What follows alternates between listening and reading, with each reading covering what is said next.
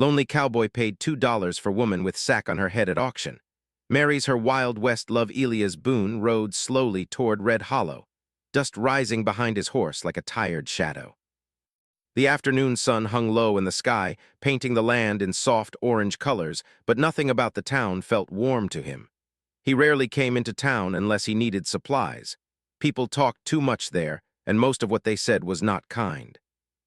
Elias was known as the quiet cowboy. Some called him strange because he kept to himself. Others thought he was weak because he never fought or argued. The truth was simpler. He had learned long ago that silence kept trouble away. His ranch stood several miles outside town, small but steady. It was not rich land, but he had worked it with patience. Every fence post, every wooden beam in the barn carried marks of his own hands. After losing his family years ago, work had become his only companion. He tied his horse outside the general store and stepped inside. The bell above the door rang softly. "Boone," the shopkeeper said, raising an eyebrow. "Didn't expect to see you today." Elias nodded. "Need flour, maybe some tools." The shopkeeper leaned forward, lowering his voice. "You heard about the auction?" Elias paused. "Auction?" "Yeah," the man said with a grin that Elias did not like. "Traveling broker came through, selling labor contracts, people with nowhere to go." "Whole town's heading there now." Elias said nothing. He finished gathering supplies, paid quietly, and stepped back into the sunlight.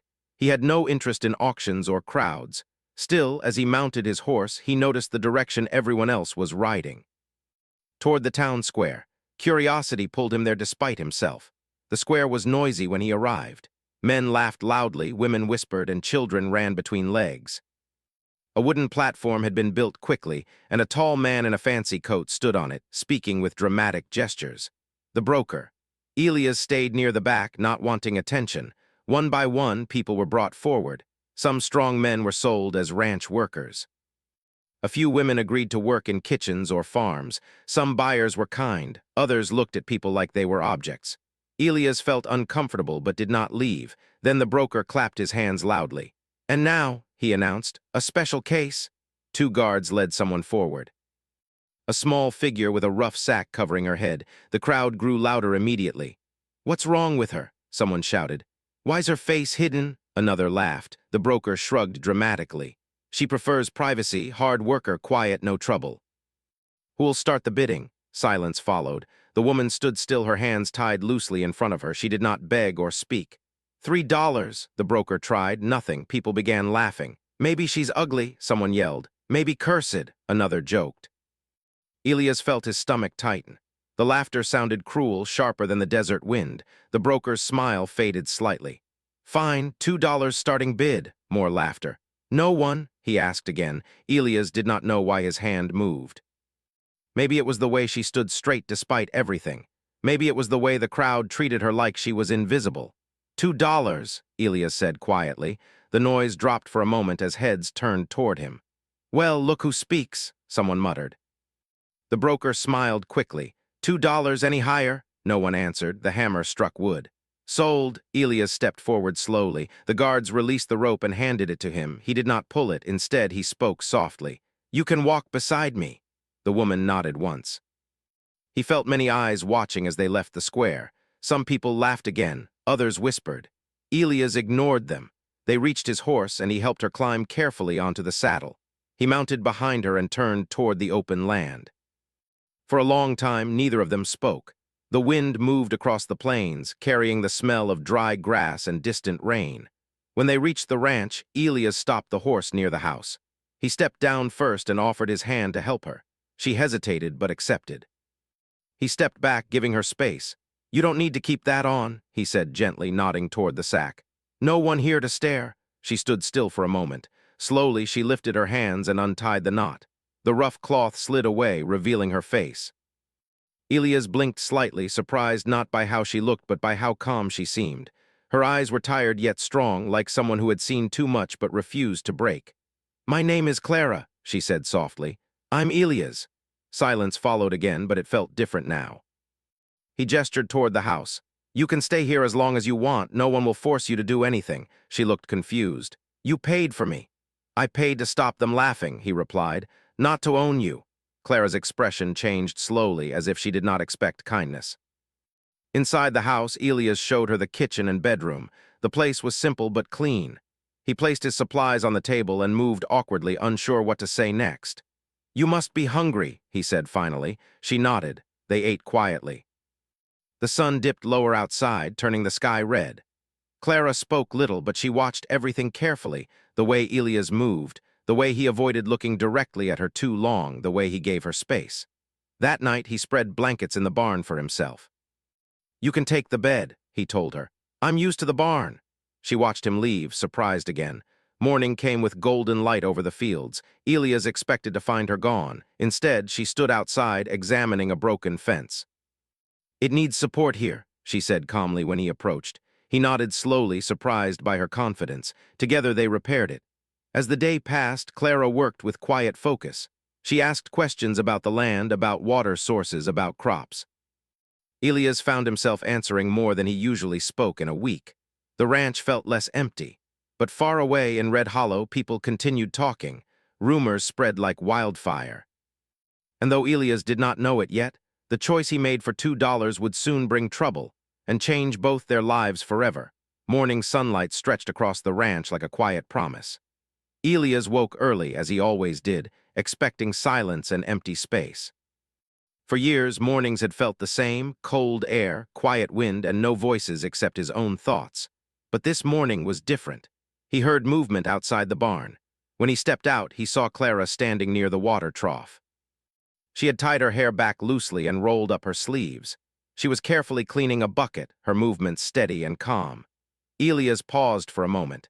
He was not used to seeing another person moving through his land so naturally.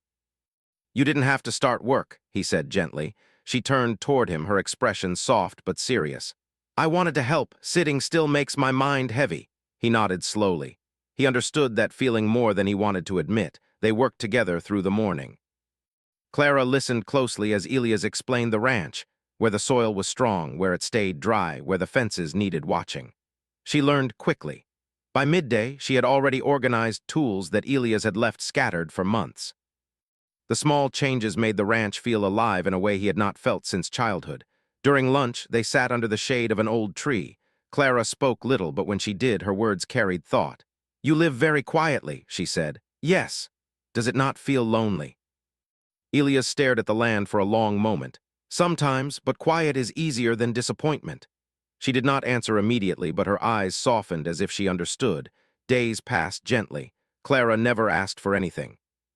She worked beside him, sometimes humming softly as she repaired things around the ranch. Elias found himself watching her without meaning to, noticing how she approached every task with patience instead of frustration. One afternoon, she walked beyond the fence line and returned carrying small plants. "These grow well in dry soil," she explained. "My father taught me." Elias felt a small warmth in his chest hearing her speak about her past. She planted a small garden near the house, carefully arranging stones around it. Elias had never thought to plant anything besides basic crops. Watching her made him realize how empty the ranch had been before. But peace rarely lasted long. 3 riders approached one evening, dust trailing behind them like a warning. Elias felt tension immediately. Clara noticed too. Her hands stopped moving and her shoulders stiffened slightly. The riders stopped near the gate. Their expressions carried arrogance. "Well, well," one of them said loudly. "Looks like Boone bought himself a mystery." Elias stepped forward calmly. "What do you want?" The man nodded toward Clara. "She's under contract. Broker says she ran. We're here to collect." Clara's face went pale, but she did not step back. Elias crossed his arms. "Show proof." The men exchanged looks. One pulled out a crumpled paper but did not hand it over. "Not your concern," he said. "She comes with us." Elias' voice stayed calm but firm. "Not without proof." The air felt heavy. For a moment it seemed like a fight might start, but the riders hesitated. Elias' reputation for quiet strength was known even if people mocked him. "Fine," the leader said finally. "We'll come back with the law." They turned their horses and rode away. Silence returned, but it felt different now, tense, uncertain. Clara sat down slowly on a wooden crate. "I didn't run from a contract," she said quietly. "The broker lied. He takes people who have nowhere else to go and makes new papers." Elias nodded once. He believed her without needing more explanation. "You're safe here," he said simply. That night, neither of them slept easily. The next morning, Elias rode into town for supplies and to listen for rumors. Red Hollow felt colder than usual. People stared openly now, whispering as he passed. At the general store, two men stopped talking when he entered. "Boone," one said with a smirk, "heard you bought yourself trouble." Elias ignored the comment and continued shopping. "You should be careful," another added. "Town doesn't like secrets." Elias said nothing, but he felt the weight of their words. When he returned to the ranch, he found Clara sitting beside the small garden, staring at the sky. "They will come back," she said quietly. "Maybe," Elias answered. "But we'll deal with it together." She looked at him, surprised by the word together. Something shifted between them in that moment, not love yet, but trust beginning to grow. Over the next days, they prepared quietly. Elias repaired tools and checked fences. Clara worked on improving water flow toward the garden, digging small channels with careful planning. She explained how water could be guided slowly instead of wasted. Elias listened closely. He had never thought about land the way she did. One evening, rain clouds gathered far away on the horizon, but none came near the ranch. The drought was growing stronger. Clara watched the sky and said softly, "We will need to change how this land drinks." Elias did not fully understand yet, but he trusted her. As the sun set, painting the world in gold and red, they sat together outside the house. The silence between them no longer felt empty. It felt peaceful, but far away, riders moved across the plains again. And this time they were bringing more than threats. The wind changed before the trouble arrived. Elias felt it early that morning. The air was dry and restless. Even the horses moved uneasily inside the fence. Clara stood near the small garden, looking toward the horizon where thin dust clouds rose in the distance. "They're coming," she said quietly. Elias followed her gaze. He counted at least 5 riders this time, not just the 3 from before. His jaw tightened, but his voice remained calm. "Go inside." Clara shook her head. "No, if this is about me, I will stand here." Her courage surprised him again. She was not loud or aggressive. She was simply steady. The riders reached the gate and dismounted without asking permission. The same leader stepped forward, but this time he carried himself with more confidence. "We brought witnesses," he said loudly, "and the deputy." A man wearing a faded badge stepped forward. He looked uncomfortable but serious. The leader pulled out papers and waved them in the air. "She signed a labor agreement. She owes payment for travel and food. If she doesn't return, Boone pays." Elias held out his hand. "Let me see it." The leader hesitated but handed it over. Elias could read slowly but clearly enough.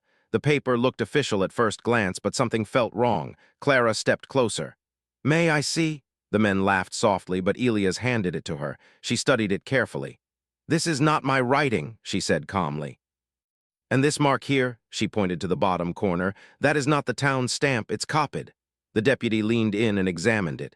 "You sure?" he asked. "Yes," Clara answered without fear. "I worked in a clerk's office once. I know how these forms look." The riders exchanged nervous looks. The leader's confidence began to fade. "She's lying." But Clara did not step back. "If I signed something, I would not hide from it, but this is false." The deputy straightened slowly. "I'll need to take this to town for review." The leader stepped closer to Elias. "This isn't over." Elias met his eyes calmly. "It doesn't have to be." After a tense moment, the riders mounted their horses again and rode away. Silence returned, but it felt different this time. Clara's hands trembled slightly once the dust settled. Elias noticed. "You were brave," he said quietly. She exhaled slowly. "I'm tired of running." That evening, clouds gathered again, darker than before. Thunder rolled far in the distance. Clara stood near the field and studied the ground. "The drought is worsening," she said. "If we don't guide the water, this ranch will suffer." Elias looked at the dry soil. "Tell me what to do." And so they worked. For days, they dug narrow trenches from a hidden stream Clara had discovered during her walks. She explained how water could move slowly through channels, reaching the roots instead of disappearing into the sun. Elias had always worked hard, but he had never worked with someone beside him like this. There was a rhythm between them now. Dig, lift, shape, smooth. They barely spoke, yet understanding flowed easily. When rain finally came, it was light but steady. Water followed the trenches exactly as Clara planned. The soil darkened. The plants stood stronger. For the first time in months, hope felt real. But in Red Hollow, crops were failing, fields cracked, wells lowered. Tension grew. Word spread that Elias' ranch was still green. At first, people did not believe it. Then one farmer rode out to see for himself. He stared at the small but healthy crops and shook his head in disbelief. "How?" he asked. Clara explained calmly, showing him the trenches and the water flow. The farmer listened carefully. 2 days later, he returned with another neighbor. Soon, more riders appeared, not with anger this time, but with questions. Clara stood in the field, explaining patiently to each one. She never boasted. She simply shared knowledge. Elias watched quietly as the same town that once laughed at her now listened carefully to her every word. Some still carried pride, but hunger humbles people quickly. Within weeks, small irrigation channels began appearing across Red Hollow. The town slowly changed. Then one afternoon, the broker himself arrived. He wore the same fine coat and confident smile, but there was tension in his eyes. He rode straight into town and gathered people in the square. "She belongs under my contract," he shouted. "That rancher stole property." But this time, something was different. The farmer who had visited first stepped forward. "She saved my crops." The widow from the north field nodded. "Mine too." Even the shopkeeper spoke up. "If she had not shown us, this town would have nothing left." The broker tried to laugh it off. "You defend a runaway?" Clara stepped forward calmly into the square. "I ran from cruelty," she said clearly, "not from agreement." Her voice was steady, strong enough for all to hear. The deputy approached with the reviewed document. "It's forged," he announced. "Seal is fake." Murmurs spread through the crowd. The broker's face tightened. Elias stood beside Clara but did not speak. He did not need to. The town was speaking for her now. The broker realized he had lost control. He mounted his horse quickly and left without another word. For a long moment the square remained silent. Then someone began clapping softly. Others followed. Clara looked overwhelmed. Elias gently touched her shoulder. "You changed this place," he said quietly. She shook her head. "We did." That word again. That evening back at the ranch, the sky burned orange and purple. They stood together watching the fields. "I never planned to stay anywhere," Clara admitted softly. "I thought moving was safer." Elias looked at the land, then at her. "You don't have to move anymore." She looked at him carefully, searching his face for doubt. There was none. For the first time since the auction, she smiled fully, not small, not guarded, but real. And Elias realized something quietly in his heart. The ranch was no longer silent. It was home. But even as peace settled over the land, one final step remained. Because saving a town is one thing, choosing a future is another. And that choice would come soon. The ranch felt different after the broker left town. The air seemed lighter. The fields were greener than they had been in years. Small streams of water moved calmly through the trenches Clara had designed, feeding the crops in quiet lines. Red Hollow was changing too. Farmers now worked together instead of arguing. Neighbors shared tools and advice. For the first time in a long while, the town felt less proud and more united. And in the middle of that change stood Clara. Elias watched her from the porch one evening as she explained water flow to a young boy whose family had nearly lost everything. She knelt in the dirt, drawing lines with a stick, speaking in simple words so the child could understand. She never acted like she was above anyone. She simply helped. When the boy left, thanking her with bright eyes, Clara stood slowly and brushed dust from her hands. Elias stepped down from the porch. "You've done more for this town than anyone," he said. She shook her head lightly. "I only shared what I knew." "That's more than most." They stood quietly as the sun began to set. The sky glowed with soft orange and deep blue. A calm wind moved through the fields. Clara looked across the land. "This place feels alive now." "It does," Elias agreed. There was a long pause, not awkward. Just thoughtful, Clara finally spoke again. "When you bought me that day, I thought my life was ending." Elias looked down at the ground for a moment. "I never wanted you to feel owned." "I know," she said gently. "That's why everything changed." Her voice was steady but emotional. "You gave me space. You gave me choice. No one had done that in a long time." Elias felt something heavy move inside his chest. He had never been good with words. His feelings usually stayed quiet like everything else about him. But now silence felt wrong. "I don't want you here because I paid $2, he said slowly.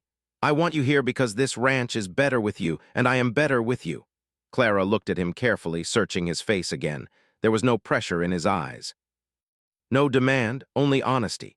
Days passed peacefully after that conversation, but something unspoken grew between them, a quiet understanding, a shared rhythm. They woke early together, worked side by side, ate at the same small table, laughed softly at small mistakes. Planned for the next planting season, the ranch no longer felt like a place of survival. It felt like a future. One afternoon, Elias rode into town alone. He stopped at the blacksmith's shop first. "I need a small iron ring," he said. The blacksmith raised an eyebrow. "For what?" Elias hesitated, then answered simply, "For something important."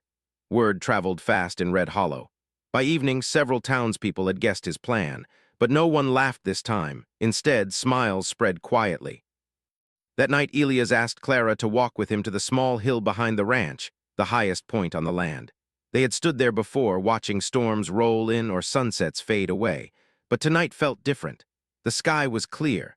Stars slowly appeared one by one. Clara folded her hands in front of her as they reached the top. "You seem nervous," she said softly. Elias gave a small, shy smile. "I am." He reached into his pocket and pulled out the simple iron ring. "It's not fancy," he said honestly, "but it's strong." Clara's breath caught gently. Elias took a deep breath. "When I first saw you, the whole town was laughing. I don't know why I raised my hand. Maybe I was tired of seeing people treated like nothing." He looked at her carefully. "But every day since then, I've learned something from you. You brought life to this land, you brought courage to this town, and you brought light into my house." His voice stayed steady, even though his heart beat fast. "I don't want you to stay here because you feel safe. I want you to stay because you choose me." He held out the ring. "Clara, will you marry me?" There was no crowd, no noise, just the open land and the stars. Clara felt tears rise, but she did not cry from sadness. She stepped closer. "I stayed because I chose you a long time ago," she said softly. She held out her hand. "Yes." Elias placed the ring gently on her finger. It fit simply, perfectly. They stood there for a long time, not speaking. The wind moved around them like a quiet blessing. The wedding was small, but meaningful. Red Hollow gathered in the same town square where Clara had once stood hidden beneath a sack. This time, she stood proudly in a simple white dress sewn by the widow from the North Farm. The blacksmith adjusted his collar nervously as he prepared to speak the words. Farmers stood in clean shirts. Children carried wildflowers. Even the shopkeeper wiped his eyes quietly. When Elias and Clara faced each other, there was no fear in her eyes, only strength. And in his, only devotion. They spoke simple vows, no grand promises, just truth, to stand together. But respect. That evening the town shared food and music. Lanterns glowed softly around the square. Clara looked around at the faces that once judged her. They were smiling now. Elias stood beside her, his hand steady in hers. "You changed this place," he whispered. She smiled. "We changed it." And he knew she was right. $2 had started the story, but it was kindness, courage, and choice that built the ending. The lonely cowboy was no longer alone. The woman with the sack was no longer hidden. And Red Hollow would forever remember the day a quiet man raised his hand and chose something better.